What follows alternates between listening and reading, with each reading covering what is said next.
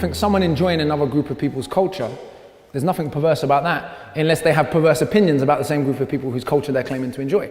So for example, if I don't respect your culture but I enjoy your music, if I don't respect your struggle but I enjoy your music, that's a little perverse. So if we look back in history at segregated clubs in America where the only black person allowed in the venue was the black person on stage, that's a bit problematic. In the area I live in right now, Labatt Grove, the old crack house has been turned into a club, a very snooty sort of Caribbean food serving club. And when too many black guys go there on the weekend, everyone gets uncomfortable. But it only plays reggae music and sells Caribbean food. You've got to make up your mind, which one do you want? And for me, you can't have black culture without black people. I think Notting Hill Carnival has become an example of that, where they've sort of turned it into Reading and Leeds Festival. There's nothing wrong with Reading and Leeds Festival, they're great festivals. But Notting Hill Carnival was set up directly in the wake of a racist murder of a man called Kelso Coltrane to promote and celebrate Caribbean culture. I always give people this example. If I went to a Diwali festival, which I have done many times in the UK and in India, and everyone there was Jamaican and Rastafarian, I would complain. Not because I've got anything against Jamaican Rastafarians. I didn't go to Diwali to experience Rastafarianism.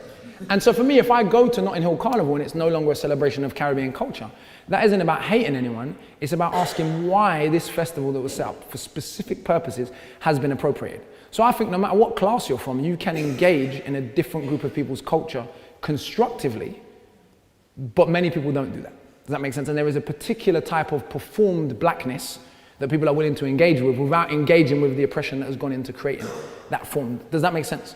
So I don't think necessarily because someone happens to be wealthy and white, that means they can't engage with black culture in a constructive way.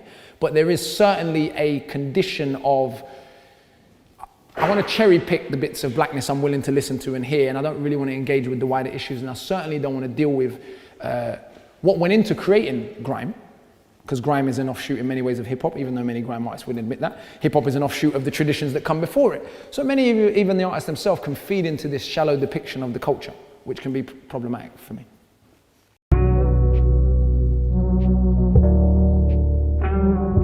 I used to be someone who used the word all the time, as some of you may or may not know. I came to a stage in my life where one of my elders said to me, "You're better than that." And I started reading a bit more. I started studying the history of the word. I started looking at the brutality that had been underpinned by this word. Let me be clear, I'm not against people using the word. I'm just against the stupid idea that it's now become a term of endearment. It hasn't. It has so much blood attached to it. For me, it means what it's always meant. It is a term of white supremacist genocide. It is a word that says African people are not human. It was a way of reducing people to subhuman status, which led to, as I've said to you, people being put in zoos or public lynchings in America, where someone could literally be barbecued in public and people thought it was perfectly acceptable to bring their child, give their child the day off school to come and watch a person be barbecued in public. Rail systems would operate special lynching day rail cards. After the lynching, there'd be postcards with the dead person on front of it. They'd send out as souvenirs. So this is the history behind that word. If we look at early hip hop, when hip hop was a bit more independent, when hip hop was owned a bit more by the black community, we see that hip hop was completely offensive to everyone. People would say cracker, they'd say honky, they'd say nigger. You'd have Ice Cube making inappropriate songs like Black Korea. You'd have songs, NWA songs that were about killing black people. Hip hop was just completely like punk. It was just offensive to everyone. But someone decided somewhere it was no longer acceptable to say cracker and honky and those kind of words. Nigger was okay. And for me, when we look at who owns hip hop, Mos Def made a song called Old White Men is Running This Rap Shit. It's called The Rape's Over. It was on a beat, the same beat that Jay-Z made The Takeover on. And that song was taken off of his album without his label telling him, because he criticized white corporate ownership of hip hop. He said some tall Israeli is running this rap shit, and that was taken to be anti-Semitic. Leo Cohen is tall and he's Israeli. It's a statement of fact. It wasn't anti-Semitic. He was like, that's who's in charge of rap. It's not black people. And so I think that the use of that word has become, to me, very gimmicky, has become a dangerous way of glossing over the reality of what it was to be black in America. And certainly for me, as someone whose mother's white, I don't understand the motivation for white people to want to use the word. When people are like, oh, but why can't I use it? I'm white. I'm like, first of all, why do you feel oppressed by that? I'm confused. And knowing the history, why do you want to call your black friend nigger? Let's just deal with that for a minute. Because my mum's white, and she's never had the desire to say, look at my little nigger son. So I'm confused why people want to use the word. Now, black people can figure out for ourselves whether or not we think it's intelligent to continue using the word, but why are young white kids like, I just want to? This comes back to your question a little bit, this perverse sort of, ooh, blackness is just a bit dangerous, and it's a bit sexy, and it's a bit violent, and, ooh, can I say nigga, can't I? It's a little bit of that, yeah? But I don't think a song called Honkies in Harlem would get on Radio 1. But niggas in Paris will.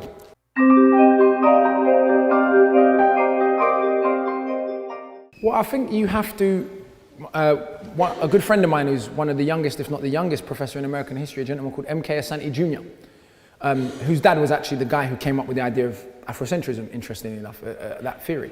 But his son always says, take 2 sets of notes. You live in the world you live in. I don't want to come here and pretend to you that I'm all depressed and everything. Everyone has a struggle. Even to be brought up in a culture that, let's be clear, to be brought up in a culture that teaches you are ethnically exceptional and then have to go to school with a Ghanaian kid who's cleverer than you is difficult. So I don't want to pretend that everyone brown has it terrible and everyone white has it wonderful. There are challenges and consequences of being brought up in a culture that pathologically tells you you're brilliant just because of the way you look. How's that going to pan out for you in the real world? It doesn't pan out so well. So I don't want to give the impression that it's all one-way traffic in that sense. If we look at suicide rates, if we look at uses of drug addiction. I grew up in working class inner city Afro-Caribbean London. I've never been to a party and seen people take cocaine. I'm not saying people don't sell cocaine or take cocaine, but you will never go to a party in Harlesden and see tables full of cocaine and ketamine and all those kinds of hard drugs that I see when I go to festivals that are problematic in a way, right? So there are issues that come for any kind of group identity. But I would say in terms of taking 2 sets of notes, that means you have to do what you have to do to get by in the workplace. You have to do what you have to do to survive in university. But for yourself, for your own spiritual center, for your own well-being, you have to expose yourself to a broader set of information beyond the propaganda that you're being taught. And that goes for you as a woman, goes on many levels. You know, the history of women in science, are we to believe that women are less intelligent? That's why there's less women in science? Of course not. And when countries like Iran and India are producing more female scientists than the UK as a percentage, we have to ask ourselves why. Because all we hear about gender relations of those countries, by the way, the Indian mission to Mars, a lot of the scientists who worked on it were women. And they did it for 10% of NASA's mission to Mars. And this was last year, right? So you can find inspiration in things that are even happening and evolving now. That's not to say that gender relations in India are all of a sudden wonderful because of that. It's to say we only hear one side of it. So I think you have to give yourself a broader picture. For me, I find a lot of solace in reading, a lot of solace in acquiring greater information. And it's not just about therapy, it's about learning these things to inform action. As Dr. John Henrik Clarke says, and I'll close with it, history is a map which tells people where they have been and where they must go. History is a clock on which people tell their cultural, political, and socioeconomic time of day. So history is not just to navel gaze and say our ancestors were great, but we're not. Well. It's to say, this is the history, as Europe does right now. There go Greece, Rome, Enlightenment, 21st century. If you pick up a violin tomorrow and you want to learn classical music, they're going to take you to 14th century Florence. Whereas if you're a rapper, it's very unlikely that anyone's ever told you the connection to West African Malian griots, their relationship to jazz, then blues, then reggae music, and giving you that sense of continuity because it's broken history. And that's what I'm interested in rebuilding. So take 2 sets of notes.